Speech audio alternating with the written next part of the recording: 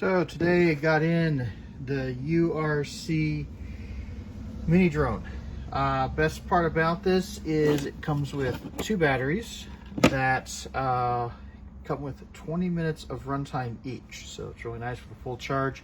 You're able to get this sucker out and can fly it for 40 minutes. Some assembly required. This is your 1080p camera that's included with it.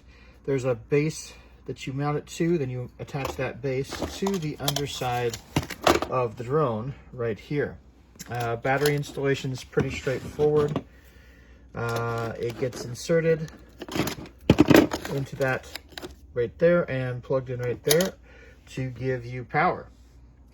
Anyways, being a quadcopter is nice. They include some extra propellers in case ones get damaged. Please make sure you observe the pattern, because remember, the blades are facing different directions to help with the lift if you replace a blade. They also come with blade protectors, which are always nice. So there is some assembly required on this drone to get it ready to fly.